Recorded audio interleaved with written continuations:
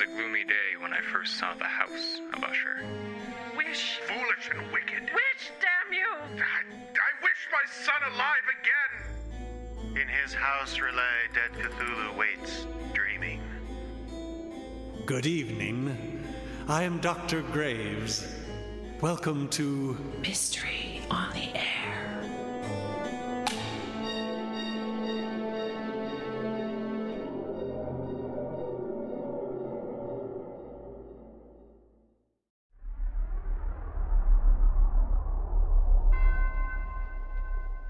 Good evening once again. I am your host, Dr. Graves, your guide to the ghoulish and wonderful in the world of classic literature. I know that as an intelligent, well-read individual, you must spend a great deal of time contemplating the themes and meanings of great stories. Must man always combat nature? Is the pursuit of the self the highest calling for the soul? And most importantly, how hard was it to hide a body under the floorboards in 1850? Tonight, on Mystery on the Air, we revisit our old friend Mr. Poe with a tale as familiar as any in literature. It's been told and retold, spoofed, lampooned, retreaded, honored again and again over the years. But never before has anyone approached Mr. Poe's most famous work from the point of view of the lowly policeman. Tonight, on Mystery on the Air, run, get your lantern, and look out for eyeballs as we present Edgar Allan Poe's The Telltale Heart.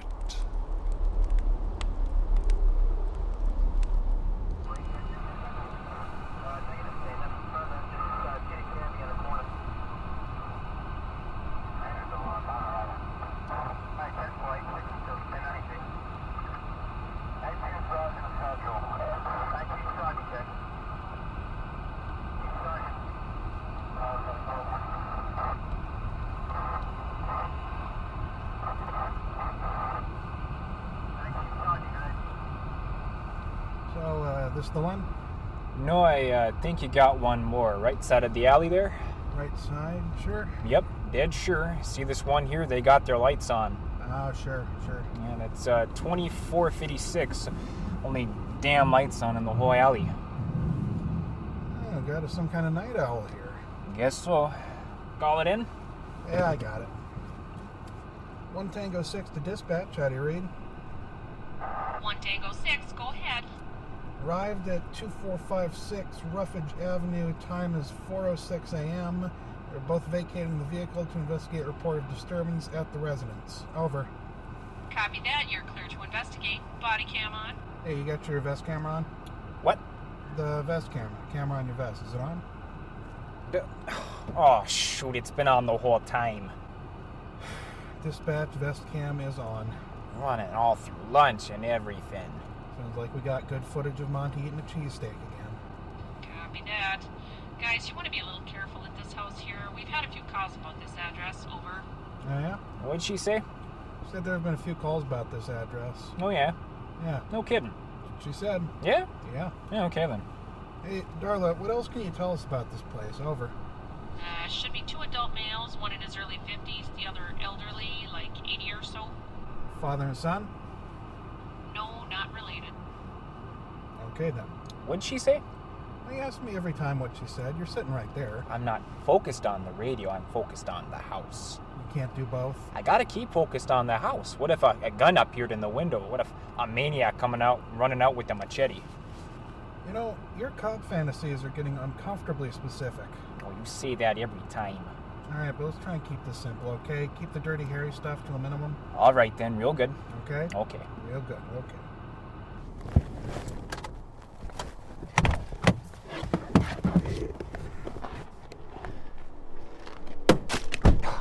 Gosh darn it. Drop my gun again. Do you have the safety on at least? Of course I've got the safety on. Now. Alright, just don't unholster your weapon. Simple 1016 we're investigating, alright? No, I don't pull the damn thing out every time. Put the gun on a jaywalker once. You shoot one jaywalker and they never let you forget about it.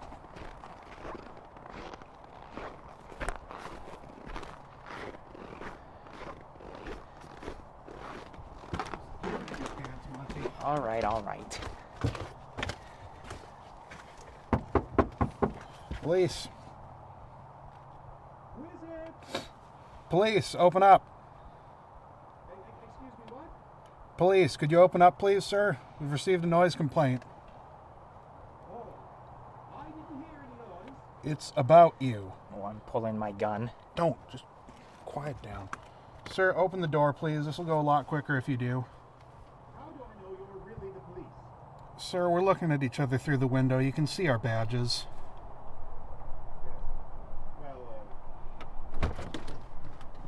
Can I help you, gentlemen? We've received a noise complaint. Neighbor next door, Mr. Poe, said he heard a scream about an hour ago. Yeah, I said it disturbed his pet bird. Yeah, just got the damn thing to shut up and go to sleep, too. Well, I don't see how that has anything to do with me. The scream came from this house, sir. No. No? Well, yes. I was attempting to cut my own hair and was shocked at the result. It's horrifying, isn't it? Oh, it's not so bad. Oh, thank you. So the scream was you. Of course. Ah! Like that, see? I understand there's another gentleman at this residence? Yes, the old man. You call him the old man. We're not very close. Could we talk to him, please? Sorry, what? Could we talk to him, please? He's asleep. Could you wake him then? Oh, he's not here. I thought you just said he was asleep. Well, it's 4 o'clock in the morning. I assume he's asleep wherever he is. You're not? Well, yes, but the old man is bald. He's got us there. Where is he? The old man, as you call him. Where is he? Oh, yes, he's in the country. Just in the country? Well, he didn't say where he was going exactly. He just said he wanted to spend a long weekend away. His friend William lives in Baltimore. I thought you said he was going to the country. The country. Baltimore's not the country, it's a city. They filmed The Wire there. Mm-hmm. The country outside of Baltimore, the Pine Barrens, I think. Those are in New Jersey. Then the southern Pine Barrens. Can I help you, gentlemen? It's really very late, and I would like to get some sleep. We understand, sir, but we'd like to look around if we may. What, now? Look around, sir. You don't mind us coming in out of the cold, do you? You wish to come into the house? Yes, sir. Is that a problem? No. Of course not. I've nothing to hide. Please, come in. I bid you welcome.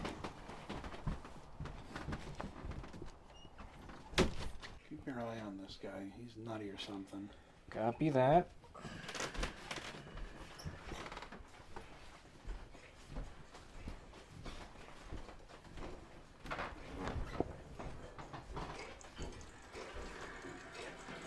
As you can see, everything's in perfect order. Nothing wrong at all. An awful lot of books, sir. Yes, well, we read a lot. The long, cold winters, you know. What's with all the clocks here? It's a hobby of the old man's. He was a watch repairman in life. Now he repairs clocks for people who need such a service. I don't think many people need that service much anymore. My wife loves them. Look at this one here. Leave that alone. No, it's quite all right. Many of these are for sale. Oh, yeah? Well, how much for this one? I'd have to check with the old man, but I would wager we could come to some accord. Well, whatever. It'd be perfect for her birthday. I'm sure he would sell it. Most of these are ones he bought himself or found.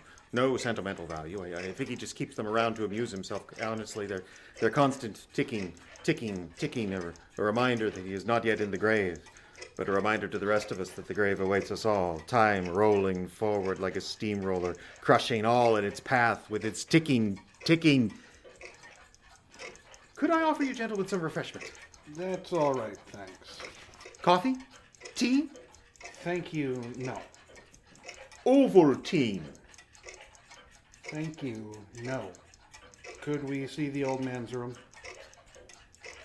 What? The room where the old man sleeps. Could we see that, please? Of course, right this way. I'm sure he wouldn't mind. Thank you, sir. I'd like some Ovaltine. You just be quiet now. Yeah. Back this way. Back here. Quieter part of the house. It's quite all right that you've come. You can see it's quite all right. Here we are. This is where he slept. This is where the old man slept. There's his bed. No stains or anything. What? Nothing. Nothing, as you can see. Nothing here is amiss whatsoever. The bed's been stripped. As I mentioned, he's away. You do his laundry for him? He took it with him, I think. He took his laundry with him. He was going to stop at a laundromat on his way out of town. These questions, gentlemen, really. Well, now we got to check into this report, sir. Yeah, that's right. Neighbor hears a shriek in the middle of the night. We can't just let it go. Sure can. Of course, I do apologize. It's been a very long day, and here, I've been a terrible host. Wait, just wait here just a moment. Sir? I know just the thing. Just a moment. I have just the thing. Wait a minute. Well, what do you think? He's nutty as an outhouse rat. Well, sure, but what about this whole story of him doing the shrieking? Well, it is a terrible haircut. Well, yeah, that checks out. I just don't know. Me neither. Oh, we keep an eye. Sure. Yeah? Yeah. Yeah. Yeah. Okay. Here we are. Just the thing. Excuse me. Just must be terribly tiring to work in the police department. It's just the thing for to deal with the exhaustion from your nightly rounds. You must be exhausted. Well, not really. We pretty much sit in the squad car the whole time. But here, a chance to relax. Chairs, just us two. Put your feet up. Well, my dogs are barking. Of course. Here. Sit anywhere at all. Not there! Sorry. I shall sit there. I shall sit on that spot. There's something special about that spot. That spot, something special about it? No, of course not. It's just a spot on the floor. But there is something special about it. Well, it's a cherished childhood memory. That spot on the floor is a cherished childhood memory. Yes, it's where we put the Christmas tree every year. The Christmas tree was in a bedroom. We're Episcopalian. Right, Monty, sit over here. Yes, sir. Yes. So, are you sure you wouldn't like something to drink? Thanks. No. I feel such a bad host. Don't worry about it. Most folks are much less accommodating. Really? Oh, yeah, you'd be surprised how negative people react when the police knock on their front door at 4 a.m. I guess I just never thought about it. Sure, like, this one time, who was it, Usher? The plumber? No, the other one. Senator Katz. That's it. This one time, Usher and I were investigating a call for a strange noise. A strange noise. Yeah. So the neighbors called it in. She said she heard a table saw, only Senator Katz didn't have no table saw, she said. Thought he was maybe up to no good. And was he? Oh, no, he just bought a table saw that day and was trying it out. At 2 in the morning. Yeah, it takes all kinds. Sure does. I don't believe I know it, Senator Katz. When was he in office? Oh, that wasn't a title. His actual name was Senator. Really? His mother was kind of a loony. Believed you could determine the kid's future by the name you gave him. Senator had a brother named Pope and a sister named Queen Victoria, though she went by Vicky. I dated Vicky for a while. Oh, yeah? Yeah, real nice gal. That's nice. That doesn't make any sense. What's that? Well, I understand naming your child by the station you hope he or she achieves in life, but Queen Victoria, that's a historic figure. Did the Katz matriarch hope her daughter was going to travel back in time? Well, like I say, she was kind of a loony, so maybe. Takes all kinds. Sure does. You bet. So, the old man. Yes? Been living with him long? Oh, several years. The house is big enough. It makes for an amiable arrangement. Get along okay, do you? Of course. I have my books. He has his clocks. And what is it that you do, sir? Oh, I'm a writer. Oh, yeah? Yes. And before you ask, no, you probably haven't read anything I've written. Have you? What is it you write, then? Oh, tales. I'm sorry, what? Tales. I write tales. My true love is poetry, but there's so little market for that now. And there's a bigger market for tales. Of course. Tales of intrigue, tales of suspense, tales of murder. Murder?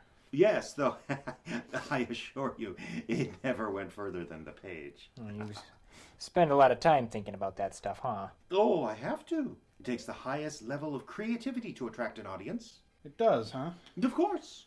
I once murdered a man by having a large pendulum swing down from the ceiling and slice him in two. What's a pendulum? I'm sorry? A pendulum. What is it? You know, like a clock, the little swingy thing at the bottom. The little swingy thingy at the bottom. Right. Listen, I don't know what kind of clocks you got in your house. No. You don't understand. It was just a pendulum, a long rod with a weight at one end which swings back and forth freely to keep time. I don't know whether to arrest you on suspicion of murder or public indecency. Look, it's very simple. In my story, the weight of the pendulum was a massive blade, and every time it swung back and forth, the blade dropped a little lower. Down, down it came, until it was within inches of the victim. Then on the next swing, he felt his shirt sliced open. Then he felt his flesh kissed by the blade. Then finally... Why didn't he just get out of the way? What? Well, why didn't he just get out of the way of his blade? Why is he just lying there? He was tied down. Oh, well, you didn't mention that. And how exactly does all this help you keep time? Look, it's not the kind of story that's realistic. It's not likely to actually happen. It's all about atmosphere. I'd kind of like to read it. You would? Well, as I say, I have struggled to find a publisher. Not much market for swinging death pendulum stories, huh? Sadly, no. Yeah, well, maybe if you work some romance into it. Hey, yeah. Romance? Yeah, like what if instead of the guy it was a girl and the guy had to save her? Oh, my wife likes stories like that. She does? Well, not the swingy blade thing and stuff, but where the hero saves the girl. Oh, she loves that stuff. Pirate stories, Western stories. The girl's always getting kidnapped and the guy needs to save her. She likes that, huh? Oh, yeah. Funny, she doesn't strike me as the damsel in distress type. Oh, God, no. I so much as pulled down a pot from a high shelf for her and she gets real pissy about it. Well, she is pretty sensitive about her height. Ain't that the truth? What were we talking about? Your stories. You feeling all right there, sir? I'm fine. I'm just having a difficult time following this conversation. Well, it is late. Yeah, I suppose we ought to let you get some rest. Oh, thank you. Just after a couple more questions. What? This old man and his clocks, he make enough at that to make ends meet? Oh, good heavens, no. It's really more of a hobby. And you're an unpublished writer, you said. You don't have to be so blunt about it. Just trying to piece it together, sir. What is it you two do for money? Well, the old man, you see, was... Yes? The old man has money. He's not rich, you understand, but he has enough to keep body and soul together. For both of you? Yes. And what do you do around here besides write? I'm his companion. Uh-huh. Is something wrong? Oh, not anymore. That stuff's all legal now. What? If we could ask just a couple more questions, sir. You said he went to the country, the Southern Pine Barrens outside of Baltimore. Why? He, needed a rest, I suppose. From what? Sounds like you two have a pretty quaint life here. Well, I guess... I don't know. He wanted a change of scenery. Gentlemen, I think perhaps I am very, very tired, and I would like much Just at this point... a few more questions, sir. This money the old man has, where is it? I haven't the foggiest idea. You don't know what bank he's got it in or anything? No, I don't think he generally trusts banks. So you mean to say he has it around here in cash? No. I mean, I don't know. You don't know, sir. That's what I said, yes. Seems a little unlikely, sir. Well, whatever do you mean by that, officer? Well, you say the old man has money enough to keep things going around here. That means trips to the grocery store, paying bills. Clock parts. Right. So he's got to have money around somewheres. Or maybe a checkbook, but then you said he didn't like banks. I don't think I like what you're implying. Getting a little agitated there, sir? No, of course not. No, we didn't mean to upset you none. We're just trying to figure this out. Correct me if I'm wrong, but wasn't this complaint concerning a screen? And didn't I already explain the source of that screen? Your terrible haircut, right. Yeah, as well. Thank you. We're just, trying to keep the peace, sir. Trying to figure things out. That's right. There is nothing to figure out. I should have hired a barber. The old man's in the country. End of story. That's so. Yes, that is so. Now, if you'll excuse me, I think I should ask you to leave. Oh, yeah? Yeah. He wants us to leave there, Monty. Oh, does he now? I don't think we should. No? No, I think we should just keep on chatting. You think you're so clever. We do? You think you can fool me? I know exactly what you're doing. Exactly. True, I tell you, I loved the old man. There it is. But his eye, his unblinking, milky white eye. What's this now? I don't know, something about milk getting in your eye. It stared at me as if staring into my very soul. You must understand, it was not the old man who vexed me, but his evil eye. And every morning, when the day broke, I went boldly into the chamber and spoke in a hearty tone, inquiring how he had passed the night. Like you do. So you can see, he would have been a very profound old man indeed to suspect that every night, just at 12 midnight, I looked in upon him while he slept. Pretty creepy there, bud. It's true, I did it. I opened the old man's door and gazed in at just a tiny sliver of light cast from the lantern I bought for that very purpose. Oh, I got one of them LED jobs from Gander Mountain. It's real nice. And the eye opened and stared at me, unblinking, unknowing, judging me. I can't help it if the short story magazines are all out of business, damn you! Following any of this? Quiet. But now, you two slobberhounds, sitting there so indignant and obtuse, you have to know. Can't you hear it? Can't you hear that incessant sound? I hear a lot of sounds, but most of them are coming from you. Ah, villains! Dismember me no more! There! Tear up the planks! I admit the deed! Here! It is the beating of his hideous heart! Oh, that sound! Oh, that was just the clock that I had in my pocket. What was that about something under the floorboard, sir? What? Come on, buddy, let's go. Did I offer you coffee, tea? There's a lovely cask of Amontillado in the basement. Come along, we'll get to see a sign here. On second thought, don't look in the basement. You have the right to remain silent. Oh, God. We both like it. You took advantage of that right away.